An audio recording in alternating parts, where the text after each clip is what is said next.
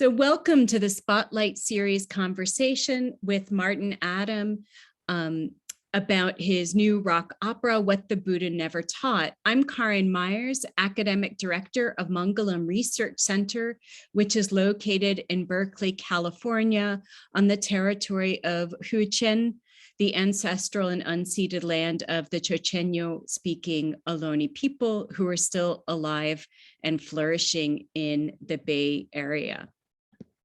Before I introduce Martin, I'd like to introduce my co-host Tillich, who will be popping in some links into the chat this evening and helping behind the scenes. If you have any technical difficulties, you can message him. And so Tillich, if you can just say hello so people can see you, wave your hand, and they can see the spelling of your name. Okay, great. Thank you. So I also, before we get started this morning, as people are filtering in, I wanted to say a few words about upcoming Mongolian programs. And so this evening's talk is part of the Spotlight series of conversations with scholars of Buddhist studies. These conversations are aimed at a general audience, although specialists also attend and are quite welcome. And if you go to the Mongolian Research Center website, you can find past and also upcoming Spotlight conversations. So Tillich, if you can share that link in the chat. This year's theme for the Spotlight series is imagination in Buddhist thought, practice, and art. So please keep tuned if this topic interests you.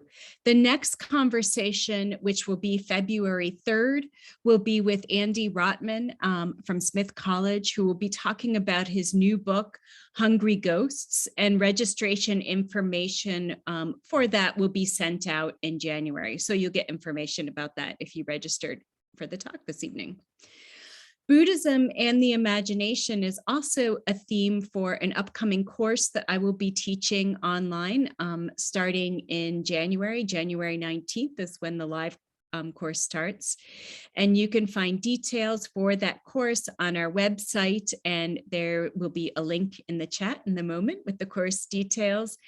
And there's a 25% early bird discount. And I don't know, Tillich, if you have, I can pop that in, the discount code. So there's the discount code, and that's good through December 21st. So for another several days. And we also have scholarships available for the course. And so if you're interested in the course, but would like a scholarship, then you can just email me directly to apply. If you're a teacher or a librarian or in higher education in some capacity in the US, or even if you're an ABD grad student at a US institution, or if you're a US citizen abroad, you might also be interested in applying to the National Endowment for Humanities Summer Institute, which is also on the topic of Buddhism in the imagination, but with a whole bunch of different faculty. And that is June 12th through 24th. And I'll just pop that one into the chat since I was copying it while I was talking.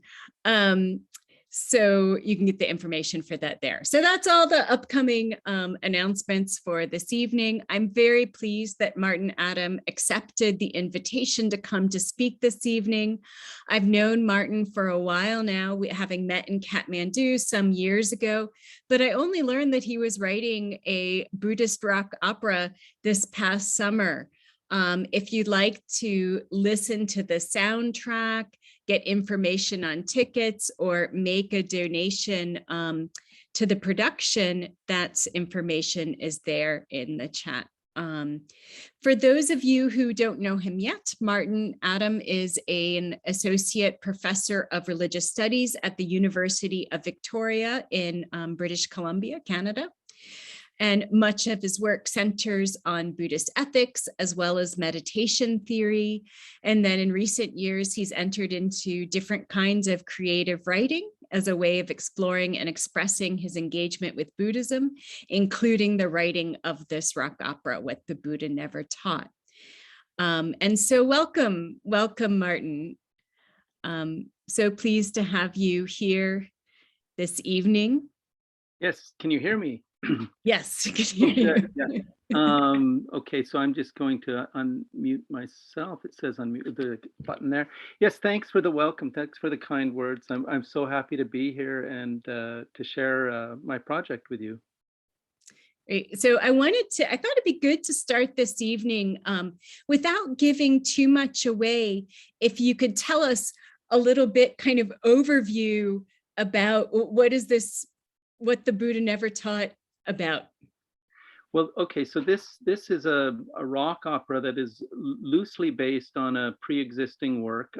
When I say loosely based, it means it's a complete overhaul of a work written by a man named Tim Ward, who was a Canadian who went traveling to Asia as a young man and wrote a travelogue about his account, his time at a international monastery in Thailand. And it had a little bit of a cult following in Canada, and basically about 20 years after he wrote the book, he went on a tour for the 20th anniversary edition of his book. And at that time, he came to the University of Victoria, gave a talk, which I set up, and he also gave a talk on the island where I live, Salt Spring Island. And so I met him at that time. And after he departed and went on his way, a kind of a crazy idea took root in the back of my mind, and it wouldn't go away. And that was that his book somehow could be used as a platform for a Buddhist musical comedy. And I ignored that idea for a long time. But it was one of those persistent ideas that just sort of kept bothering me in the back of my mind. And I play the guitar on the side as a kind of meditative tool and a way to release energy between marking papers and so on. And these songs just kept coming to me. And about 3 years after Tim visited, I wrote him an email and said, I've got this idea that just won't go away. I don't know what you think of it. And I told him my idea, and he wrote back immediately and said, go for it. That's the best idea I've heard in years. You have my blessings. Do what you want with it. You'll have to change it. He agreed I'd have to change it completely. It didn't have a really strong narrative, a plot, or anything like that. It was more of as I said, a travelogue, a very introspective piece. And it certainly it didn't lend itself to the stage. Let's put it that way. It certainly didn't have any songs. Yeah. So what is the as you wrote the narrative, sort of what is the kind of, again, without giving too much away, like what is the plot? Or we're going to do some scenes in a moment, so I wanted to kind of have an overview, and also so when people listen to the songs, they can have a context for them. Sure. So there's so much to talk about here. In terms of the plot and the premise, so as I said, I've had to invent rather a lot, but the most general framework remains the same. It concerns a young Canadian who arrives at an international monastery. He meets a young American named Jim, so it's Tim and Jim, and they become fast friends. They're two very different people. And they're considering taking on robes. And so it's the story of their time there. Now, I've used this framework, I've added in a plot where there's a bit of a mystery, as kind of a murder mystery, suicide, potential suicide, but it's more about an exploration of how, these two very different people encounter Buddhism. And basically the play is about the Western encounter with Buddhism. It's not really anything to do with, a monastery in Thailand anymore, except that's the setting. I've tried to erase all of the references to any lineages or teachers or traditions. It's basically about the assortment of Westerners at this monastery who are finding their way to the Buddha's path. And there's a lot of comedy in that. Anybody who's experienced, the search for the Buddha's path will know that there's a lot of misunderstanding along the way, and that can be quite funny. And so I've used those kinds of experiences in my own life to feed into this play. And so it's as much about me as it is about Tim at this point. It's a very you can say personal effort. So that's basically what it's about. It's the Western encounter with Buddhism, and there is some kind of a plot there too. And I had to write for 3 different audiences. Basically, it is about Buddhism. So, but I can't assume that audiences are going to know anything about Buddhism who come to see this play. So it's written for the general public, but it's also written for Western Buddhists who will recognize some of the the perils and pitfalls along the way, and some of the scenes. And then third, there's another audience which of course I can never neglect, and that's the audience of Buddhist studies people. And there's a lot of references and subtext there that I think people in the Buddhist studies world will recognize. I noticed that in the little scene we're going to do, there's a little bit about free will, which is a topic that both you and I we first maybe connected over our interest in that topic. So it's very interesting that way. So maybe maybe you want to set up the scene and we do that, and then we'll get into a discussion of some of these other topics surrounding the writing. We can talk about, I'd be really interested in hearing people's questions afterwards, but what I think we'll do now is we'll go into this. You and I will read a scene, and I'll set up the scene in a moment. The scene is followed by a video clip taken from a staged reading which took place in 2019. So you see that the actors are mainly UVic theater students, and they're holding on to their script. So it's a kind of a run through before we do the main production. And then again, a small scene, and then we're going to listen to one of the songs from the soundtrack, which is now released. And so now, in terms of setting up that sequence, this sequence occurs at the beginning of Act 2. So at this stage, both Tim and Jim have arrived at the monastery. They're well settled in. They're experiencing a certain amount of ennui. Now, I should tell you that Tim arrived at the monastery as an enthusiast. He's gung-ho on enlightenment. He's gung-ho on meditation, very keen to make spiritual progress and to discover the goal. Jim, on the other hand, had arrived somewhat as a free loafer who just saw the monastery as a quick way to get a roof over his head and some free food. And he's a very cynical guy. And so he's quite the opposite of Tim. And this was deliberate on my part, although there's some aspect of that in the original book as well. But I overemphasize this, and you'll see that in the scenes that we read, that Tim comes to represent a kind of eternalist position, and Jim a kind of annihilationist position. And so I think that's probably enough to set this up. So now the scene that you and I are going to read is right at the beginning of Act 2, Act 2, that's right, Scene 2. And Tim and Jim have just taken on robes in spite of their doubts. They've become pakaos, which involves a white robe, and it's a different status, not quite a novice. And they've had doubts about doing that, but they've somehow ended up doing it. And then Tim is entering into an interview with the abbot of the monastery, the Ajahn, and the Ajahn is an American. And just so you know, that at this point in the play, Tim has some grave doubts about the Ajahn and his wisdom. And so Tim is entering into this dialogue with a little bit of a chip on his shoulder, and he's needling the Ajahn. So I think that's as much as we need to know. Just for my character motivation, how does the Ajahn feel about Tim, How do does we not know? Tim feel about Tim? I think he's somewhat aloof. You'll see that he mistakes Tim for Jim, and that happens to them all the time. There's some comedy in that, but he's somewhat aloof. Maybe holds himself above a little bit. He's a very complex character, actually. He turns out to be a little bit of a hero, even though it wouldn't appear that way at this stage of the play.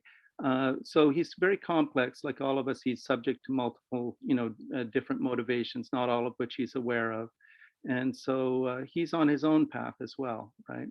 But yeah, he's a good guy, but he's also got some issues. Okay. And so you'll read some of the staging, Martin, as well? Sure. Or, Yeah, I'll read the staging yeah. and the setup. So this is scene 2, the interview, and I'll just begin. So Tim enters, bows at the feet of the Ajahn. And now we can begin. Please sit, Jim. Welcome. Tim. Tim, I have Jim marked down for today. Some confusion, it seems. It's all right. We're used to it. It's because you arrived at the same time, and you do look remarkably similar. Especially since our haircuts. Consider it a lesson in humility. Do you really think life is like that? Supplying lessons we need to learn? Yes, sometimes. Some people say there's a reason for everything that happens. It's a healthy way to look at things, if you so choose. Please. Tim chooses a red cup and pours himself a coffee, adding milk and lots of sugar. So, it's our choice how we take things. Of course, the Buddha never denied free choice. But hold on. What about karma? It's all predetermined, isn't it? No, not quite. Your actions do have consequences, of course. You reap what you sow, as the proverb says. That's the law of karma. That's the dharma. But it's also true that there exists a certain randomness in our experience, earthquakes and so on. So, we're not responsible for everything that happens to us, but we are responsible for everything we do. That's it. The workings of karma are unfathomable to an unenlightened mind. But then how can you tell if karma is actually true? Couldn't everything just be random? The scriptures are very clear on this point. Karma is basic. But didn't the Buddha also say to trust your own experience? Yes. Well, in my experience, bad things often seem to happen to good people and good things to bad people. There doesn't seem to be any rhyme or reason to it. What about your skeleton? Dukita's mother, Sacha, did she deserve to suffer as she did? We can't know about another person's past lives. Past lives? I have no memories of past lives. Do you? On this point, I trust what I read in the scriptures. Your question actually isn't about past lives, but whether enlightenment is possible. I don't follow you.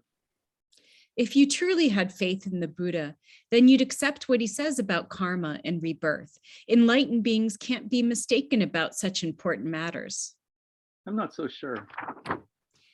It's good to question things, Tim, but the Buddha also advises us not to waste our time worrying about questions we can't answer. Better to practice. I guess, but... Good. So then, how are you finding it here at Miwari Chat? How's life as a Pakao? It's 3 weeks now, isn't it? 4. Everything is fine. Yes. Yes. Except that I haven't learned to meditate properly yet. Yes, meditation. What's the problem? Well, I try to meditate. Our practice here is to follow the monastic code and stay mindful of everything we do. But I don't feel like I'm gaining any insight into anything. This will calm the mind. One day you wake up to find all of your old restlessness has simply disappeared. I just go around in circles. There's a great peace there, Tim. Are you going to be giving any formal meditation classes? Trust me on this. What did you do before you came here? before you took on robes? Actually, that's irrelevant. But I was a musician. Like you, I struggled. A musician? Really? What did you play? Guitar mainly. What kind of stuff? I wrote my own material, rock, jazz, some fusion. Cool.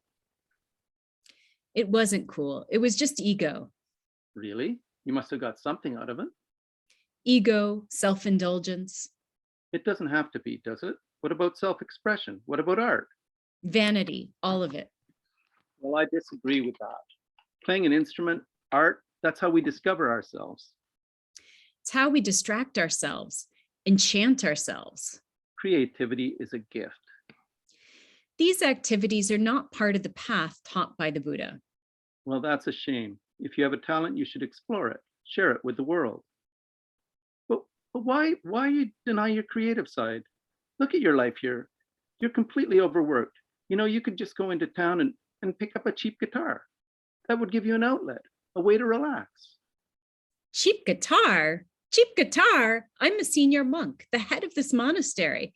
I have taken vows to uphold the Buddha's teachings, the lineage of my teachers. Cheap guitar. Really, Tim, you surprise me. I only meant that in your spare time. Spare time? There's no such thing as spare time. Now, I believe it's time for you to leave and join the others sweeping leaves. Yenaviro. I'm sorry oh yes. I'm sorry if I offended. Yenaviro rings a little bell and, Rajan rings a bell and Yenaviro, the monk, enters. Please send in the next interviewee. I apologize if I've overstepped my bounds. In time, you'll understand, Tim. All in good time. Now, if you please. Tim gets up, bows 3 times, and backs away. He is flustered, humiliated. Okay, so now we're going to go to the next scene that follows immediately afterwards. It's on video. It's a scene called Group Sweeping, and you'll see the students from UVic acting out this scene, and it includes a song that you may recognize the allusions within it. So it's not that one, but that one, yeah. So this takes about 5 minutes.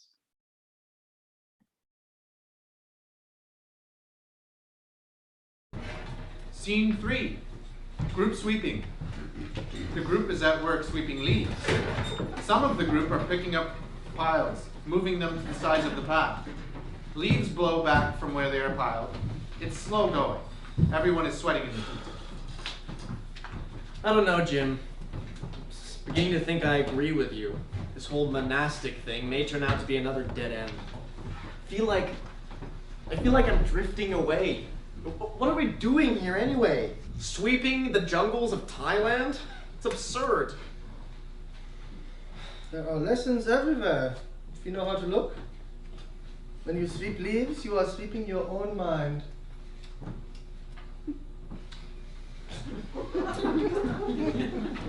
You know, Palmer, I'm getting a bit tired of your maxim making. It's not even Buddhism, you're just making things up. Possibility is the mother of invention. Uh-huh. Actually, I've heard that one before, and it's necessity, not possibility. No, necessity is the father of invention. Possibility is the mother.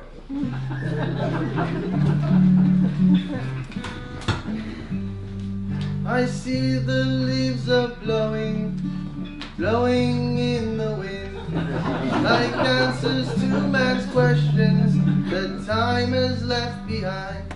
No philosopher has the last word, no actor the last line. All our thoughts are just like leaves blowing in the mind. Look! Your pile of leaves is getting blown away. They're blowing away! Now, Herbie, you know it's not the leaves that are blowing. It's the wind. No, it's the leaves! It's the wind, kiddo. What? Oh, I see. No, I still think it's the leaves that are blowing. They're blowing away. It's the wind that's doing the blowing, Herbie. It's blowing the leaves away. That can't be right. There's no one called the wind blowing on the leaves, puffing and puffing. The wind and the leaves blowing are the same thing. It seems like there are two, but there's really only one. The windy leaves are just moving around all windy-leavy-like, that's all. You're a crazy kid, Herbie. Not the leaves, not the wind, not even the movement. Like magic, it's the mind that moves, the meaning that is meant. The question at hand arises in the mind. The answer is never far behind. Yes, we must learn to watch the mind. Watch the mind? We have to act, do something. Sun Tin stops sweeping. He looks towards and beyond the group.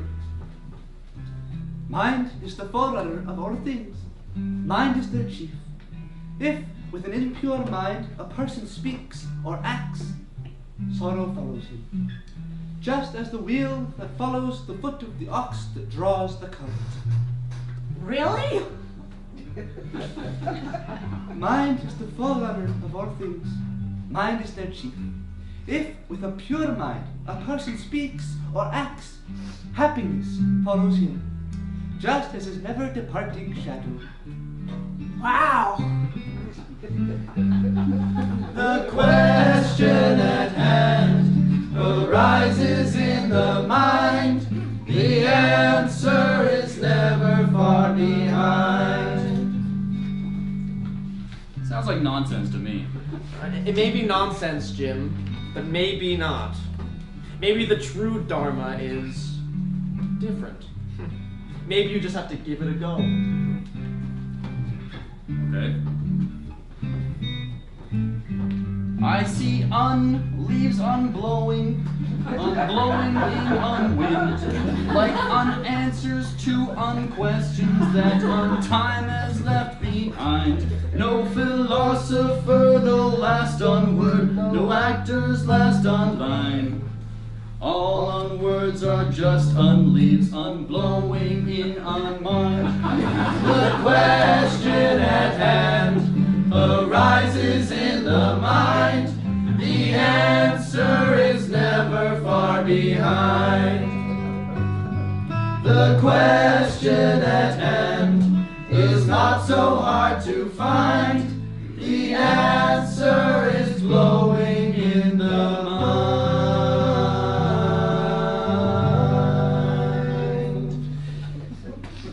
I think we may be losing it, Tim. You may be right. All right. Yeah. Okay. I forgot to optimize it for video, so I hope that was clear. Okay, good. That's good. So before we'll just go on to there's a short dialogue between Tim and Jim, and following immediately after that scene, and then we'll just do a song, and then we can open it up for questions or have a further discussion. So why don't we go to that short dialogue again, and you'll take on the part of Jim, will you, Karen? Okay. Yep. All right. So Tim and Jim are walking. It is raining gently. You know, Jim. Sorry, it might not be in the right place. Oh, there I am. Okay. It's right after. I see it. You see it there? Okay. Yeah. You know, Jim, I don't think these Buddhists quite get it. We have to make the world a better place, like Gandhi or Mother Teresa. Come on, Tim. Those religious types are just getting on the fast track to heaven. Isn't there such a thing as charity, Jim? Love? It's all self-interest. That's the best you have to offer? You can't just give up on humanity. We've made some real progress. You're kidding, right? No, seriously. Look at medicine. You're a doctor. Child mortality has gone way down. That's a fact. Or take human rights, equality. The world's heading in the right direction. We must be. Progress? You want progress? Open your eyes. We're raising our forests, roasting ourselves alive, unleashing pandemics, not to mention nuclear weapons, terrorism. You want a list? Humanity? Don't get me started. Okay, forget about progress then. But don't you see?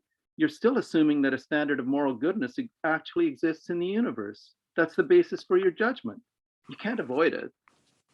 People kill for such ideas, Tim. Religion's no solution. It just makes things worse. It's either God or nothing, some would say. Nothing then. And then there's nothing you can do about anything anyway. We're doomed. Even our choices are fixed. How can you say that? We can choose as we like. In fact, there's only one real choice, the most personal choice there is. You don't mean that's a false choice. Tell that to Hamlet, or to Socrates for that matter. I'm getting the feeling this isn't strictly philosophical. I know what you're asking. First time, the gun misfired. Of all the cartridges in America. Second time, the train was late. Really? Jim? Okay, I'm here if you need me. Really, whenever, okay? Just a hoot away in the cootie next door. Yeah, okay. Remember, life is bigger than any of our limited perspectives. There are more things in heaven and earth, right? You can put your faith in that thought, if nothing else. Faith? I knew it. You're a closet believer. All right, and now we go to the song, The Secret. So this features Tim and Jim, first Tim, then Jim, and then a monk, Yanovero, who enters at the end. So let me just get it. Yeah. All right.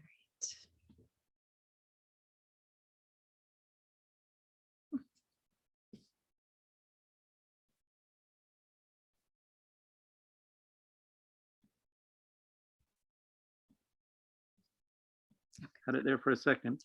Yeah, it was showing on my, I don't know. Here it is. There it is.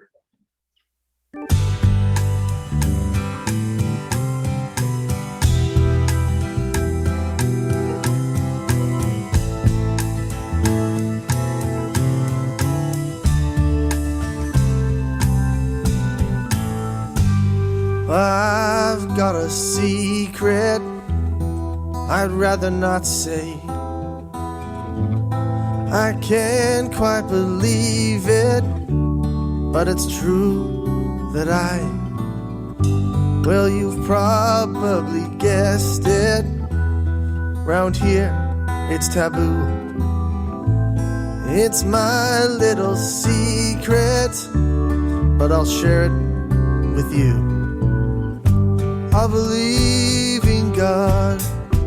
I believe in God. I believe in God somehow. Well, I've got a secret. The truth can be hard. We have to be fearless and speak on His words. I'd rather not keep it. It's so hard to bear. I'll just have to speak it, but you better beware. Life's absurd. Life's absurd. Life's absurd. It all just ends one day. I believe Life's in God. absurd. I believe Life's in God. absurd. I believe in God somehow. It all just ends one day.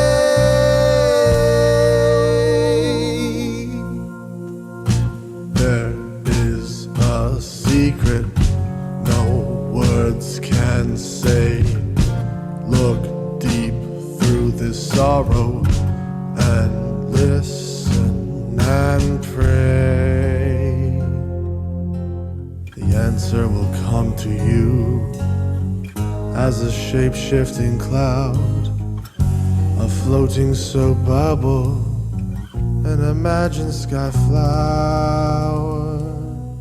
And when you see clearly and drop all your views, you'll walk down the middle of eternal truths.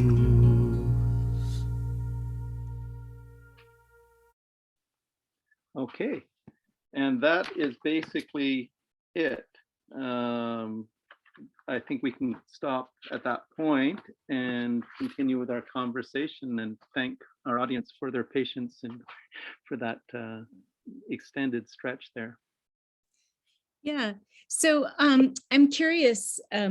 I'll start, and the audience can come in and ask questions. And but I'll start us off here with. Well, I have a couple questions. I have some questions about the creative process, but I also have some questions about, just conceiving and writing this. And so you chose to focus, you said, primarily on the Westerners who were staying at this monastery. I don't even know if you said Thailand or somewhere in Southeast Asia. I guess they're using some Thai words. So, and so what made you want to focus, why did you focus all on, have them be the main characters, or what did you perceive as the challenges in kind of setting a Buddhist rock opera in Thailand?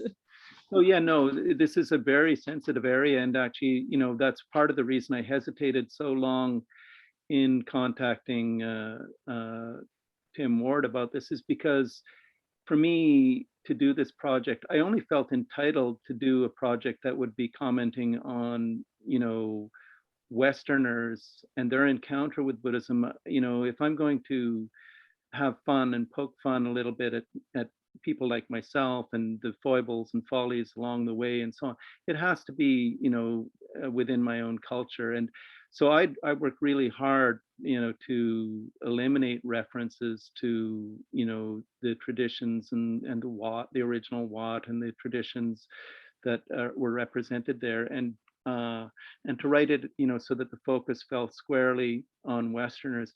But inevitably, certain elements remain, like it is in Thailand still.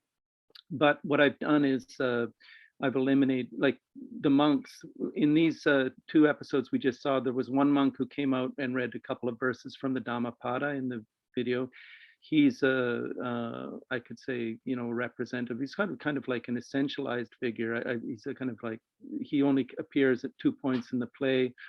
On both occasions he speaks words from the scripture, from the Dhammapada. He appears at the end of the play too, with a verse, sort of summing up the Buddha's teachings and so on. So it's very, my treatment of the traditions is of the monks in the play, and there's only 2 of them, is very much hands off and respectful, and the other monk who sings at the end of the song we just heard is more meant to represent a more Mahayanistic figure, and he has a few more lines. I have him coming from Nepal, but again, he's very much a background figure for the most part. So really, I've foregrounded all the Westerners, and even more so than the book. The book also focused on Westerners, but less so. And so I've just foregrounded that, and I feel I'm comfortable doing that. I'm comfortable having fun with the Western encounter with Buddhism. And the point is, part of the point is, some people seeing this play will find it very interesting, and it'll pique their interest. I have no qualms about saying that that this play may actually stimulate some people to explore Buddhism, and I'd be very happy about that. But it's not designed specifically to do that. Tim and Jim both have very different experiences of Buddhism. Tim ends up, I can, without giving too many spoilers here, but Tim ends up leaving, very, very disillusioned after actually bringing almost a disaster upon himself, because his mind has spun out in so many directions, and he's ended up fantasizing a lot of stuff that was just wrong.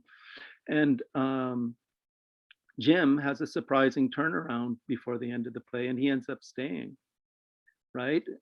So I think, that is a partial answer to your question anyway. One of the things I enjoyed in both listening to the songs and little bits of dialogue that I saw was, as a Westerner who also, coming from, a totally different set of assumptions about the world and then encountering Buddhism. And I could kind of see myself in each of that, like when Tim and Jim are talking to you, I'm like, oh, it just sounds like my own mind when I've been on retreat with these different, kind of, trying to figure out, or over the years as I was, introduced to Buddhism and trying to figure it out. And so I think it's, it might be that it speaks particularly, and I assuming that this is maybe something you had in mind, maybe not, but speaking to all of those kinds of doubts and questions that come up as especially encountering the Buddha Dharma from, Canadian or American kind of cultural background.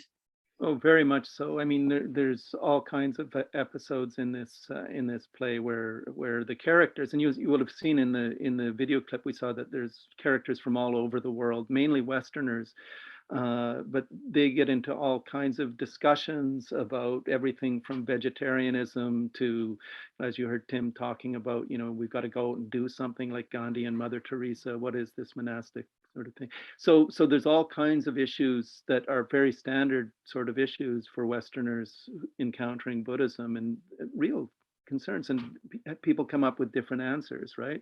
And so this play brings some of those into the light, right? And it's not like I resolve anything. So, but they're at least exposed there, and in a humorous way, and hopefully in an intriguing way, a captivating way. So that it will pique people's interests. So there are those issues, for sure, that come up. You can say that a lot of people in the audience who are practicing Buddhists, Western Buddhists, will recognize them. They'll have a good chuckle, seeing them on stage. And then there are other issues, that are more philosophical, like we saw, I raised a little bit of the free will question, which comes up a fair bit, in relation to karma. So that was raised in the dialogue with the Ajahn, and the question of the Buddha's omniscience as well, and the role of faith and the role of doubt. The utility of doubt. Is it a helpful thing? When is it helpful? When isn't it helpful? The primacy of experience over reason. These all come up. What's the relationship there? Yeah.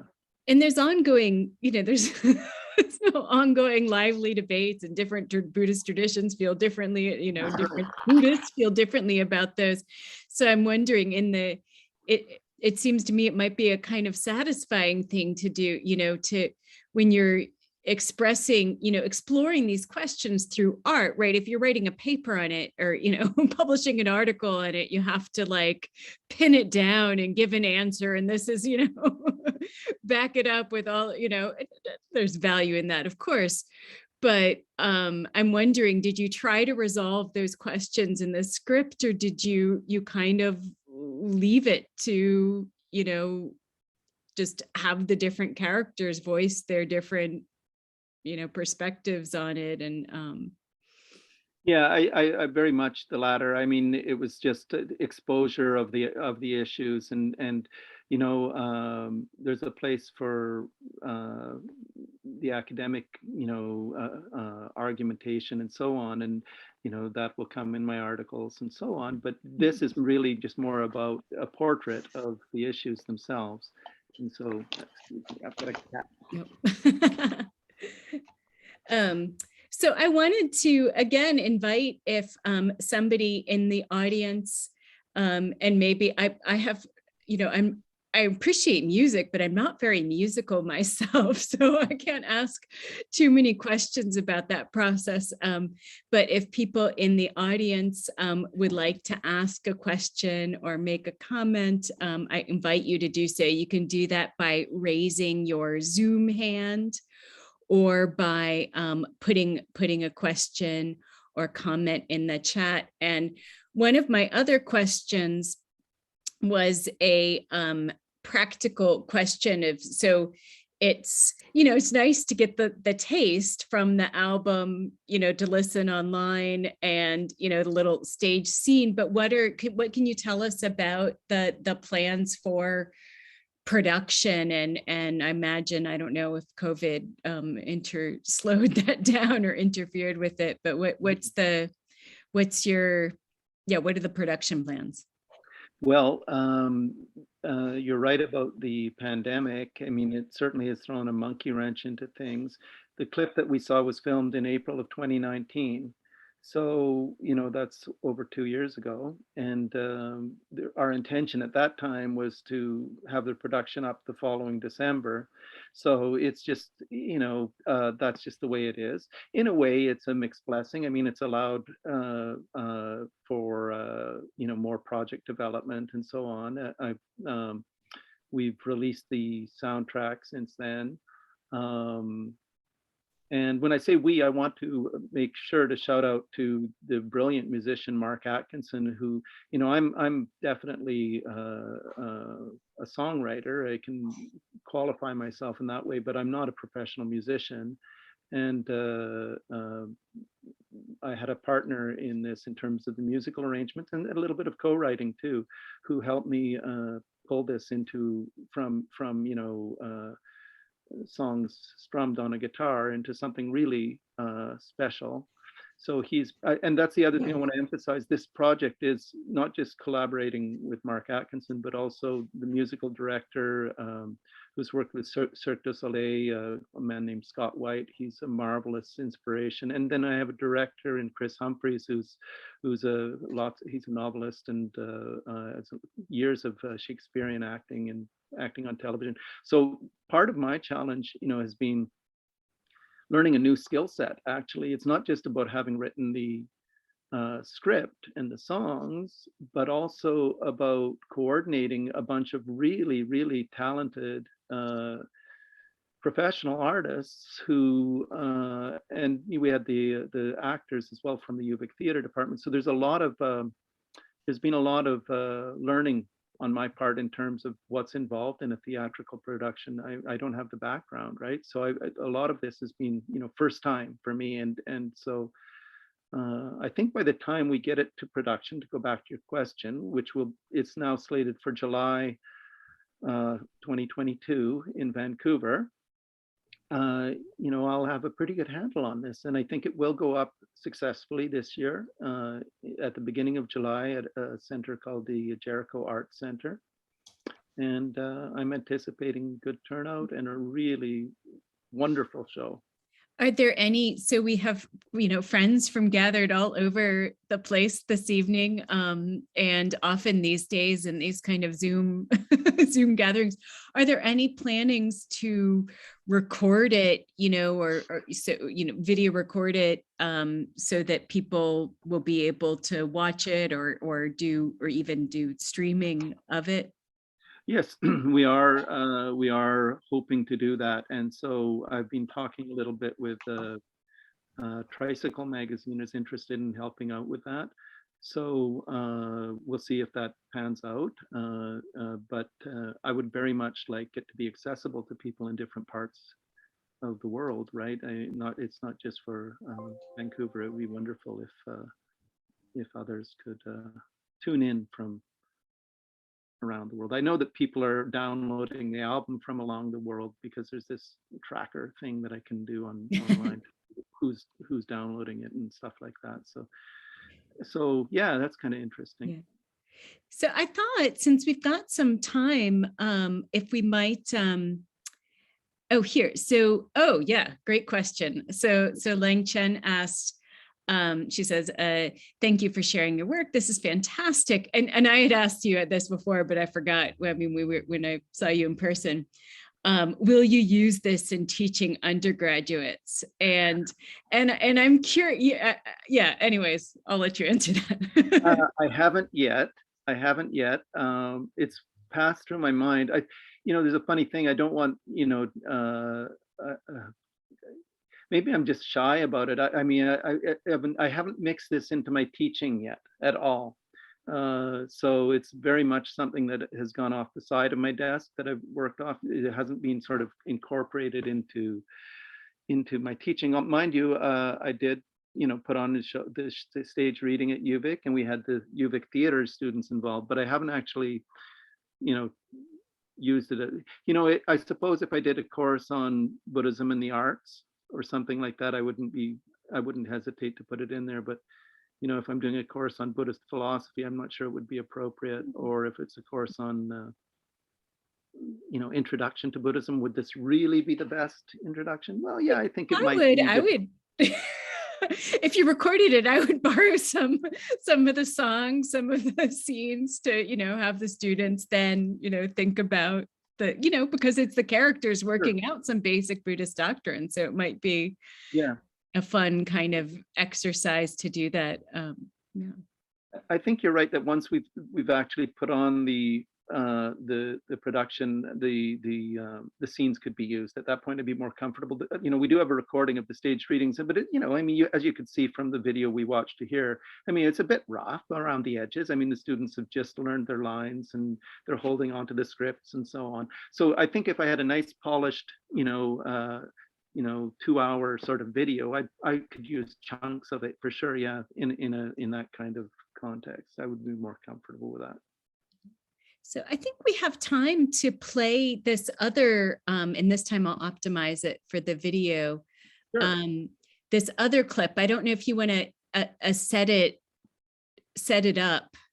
Sure. So this was an optional clip I sent to you. So this is a scene where the two characters, Tim and Jim, and everybody else have just come off a night of all-night chanting. And so they're quite tired. Jim has had a bit of a turnaround. He's starting to feel quite positive towards Buddhism. So you'll see that.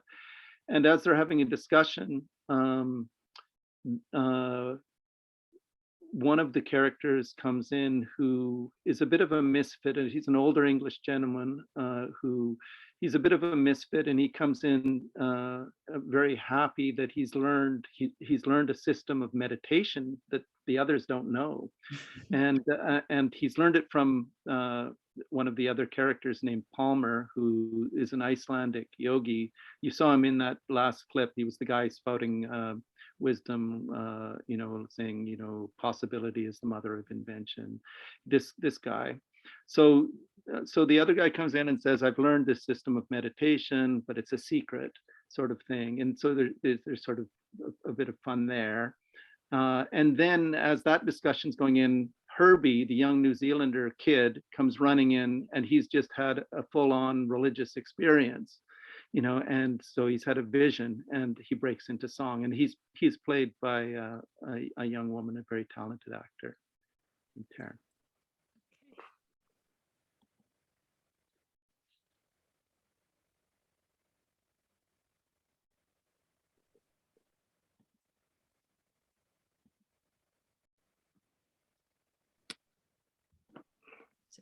Okay. Zoom and the others are washing dishes.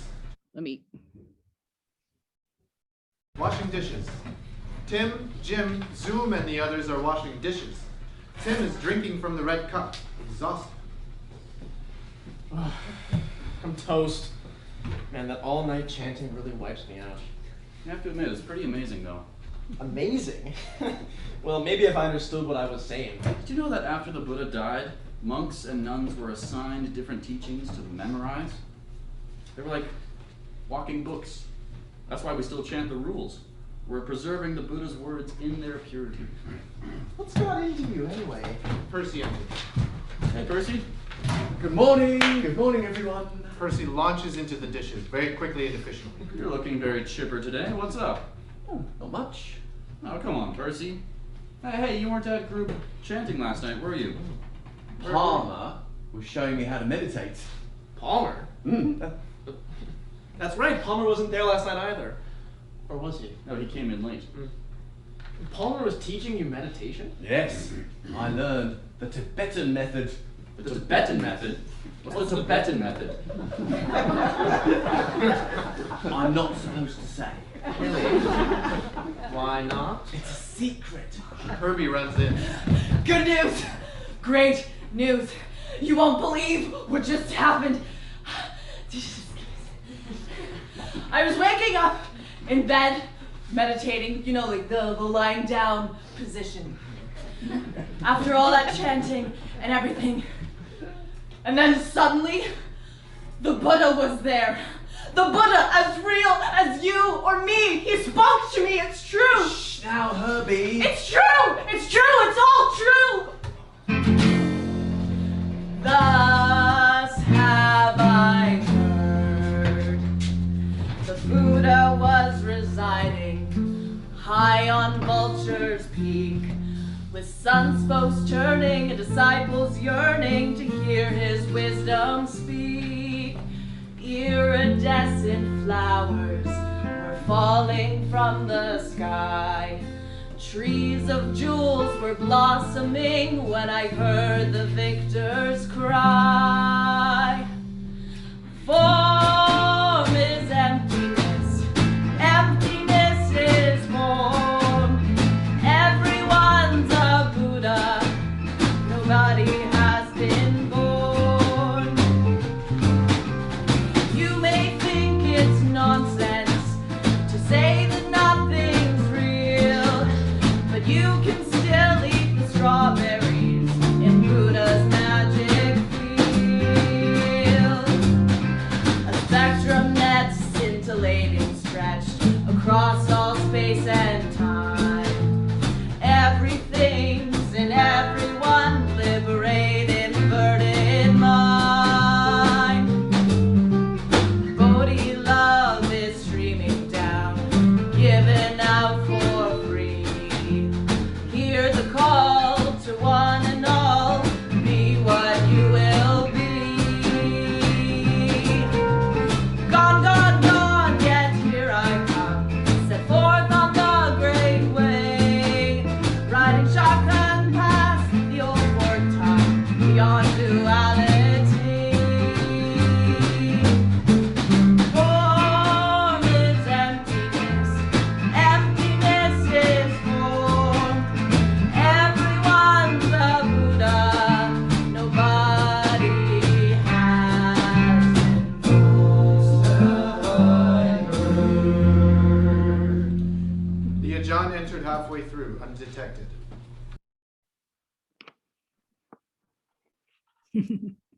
So I noticed in that, well, besides obvious Heart Sutra featuring there, Vulture Peak as well.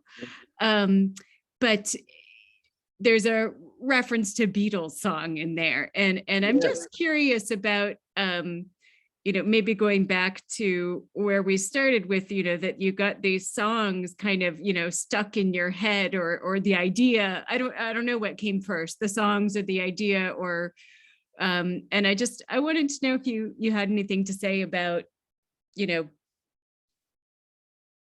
how in your own creative process, the kind of, the pop culture came together with the Buddhism and how.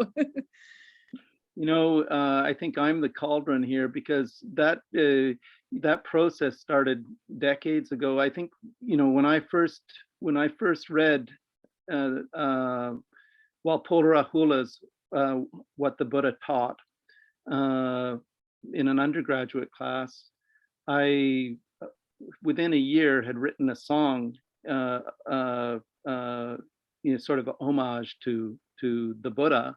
Because I was so impressed by what I had read. And it's kind of a funny song. It actually appears in the play, but that was decades ago. And so the answer is the songs came first, actually. That one is decades old. Then when the idea started, gelling in my mind, crystallizing, then it was songs that started coming first. And then I started writing script around the songs. And they came pretty fast and furious. I mean, they took, some of them came, immediately. Others took a while to get into shape. And then I had, as I said, my my good friend Mark Atkinson to help me with a couple of them, to really put meat on them and so on. But basically, yeah, it was just one of these things, I mean, I'm not really sure how it all happened, but it did. And, so we'll see if this is the end of it. I think one play is probably enough for me, but I do want to get back to the other things. That's, in a way, it's, we talk about translating Buddhism into different languages and cultures, and certainly the language and culture of pop music for at that age when you're encountering Buddhism, that's the sort of, the medium in which you're thinking and expressing yourself. And so I think it's a natural place to kind of. Well, that is the beauty of it. That was the beauty of it when the idea started, as I say, crystallizing out in my mind. I realized how appropriate, in my mind, how appropriate it was actually to do. And I thought, will people understand that? Will they see it as an appropriate kind of medium through which to express, dharmic ideas, or will they see it as sort of sacrilegious? And I'm sure I'm going to get mixed reactions from it, but I think because it's centered on Western Buddhists, I think you can make a strong case that it is very, very much, using artistic forms that are common in, and in fact are kind of quintessentially North American. The pop song, the Broadway style musical. I mean, so it seems to me, that it's quite defensible, and in fact, it might not even be a real point of contention. Yeah, actually, there's a question in the chat which relates to this a little bit. Chao Rao says, thank you for such a great performative piece. Is there any part in the work that has connection to East and Southeast Asian performative genres? I tried to steer clear from that. So the answer is no, I didn't go there. I might have, but I didn't. I wanted to stick very much onto, the Broadway style musical, and not go into, for one thing, I don't have the talent really to write in another musical genre. I mean, I can deal with Western pop music and folk songs and so on. I'm not able to go too far from that. Yeah, it's maybe job for somebody else, but looking forward to the Thai Buddhist rock opera. That might be tricky. And then another comment, Ling says, in Chinese tradition, it is definitely appropriate. Dharma has been conveyed in Dharma opera since pre-modern time and in an entertaining way. So there you go. Yeah, so I really look forward. Thank you for everyone that attended this evening. If you have any final questions, we've got a little bit of time. Otherwise, I really look forward to seeing the, and I hope you will figure out a way that maybe we can get, tickets for live streaming or after streaming, whichever of those. I will let you know about that. And if I can put a plug in, if people like the music or are interested in it, it is available on iTunes, and we are fundraising at this time. So it's a big, let me put it this way, there's a cast of 10 and they all have to be paid. So it's a big project. And so every little bit helps. So if you go to the website, which Karen put in the chat at the beginning, share it again. You can see all the links to the relevant pages and so on, and might make a good Christmas gift for somebody. Yeah, and I think a bunch of us might be using pieces of it in our teaching coming up, because certainly to keep those, I think, very engaging for. Well, for students of Buddhism of all ages, but especially maybe some of our undergraduates, although the pop references, I don't know, it might be, we'll see. Yeah, we'll see. They may or may not know about Strawberry Fields Forever. Well, they probably have heard of it, and there's all kinds of Beatles allusions throughout this play, so they have a couple of chances to catch on. Okay, great. Well, thank you so much, Martin, and thanks for everyone attending and for your questions. And do visit the site. And for all of you watching later, we will put the, I'll try to remember to do this. I'll put the links that we talked about. I'll put them in the YouTube video chat. Okay. I mean, in the description. That's what I mean. Great. Thanks again. Thanks, everyone.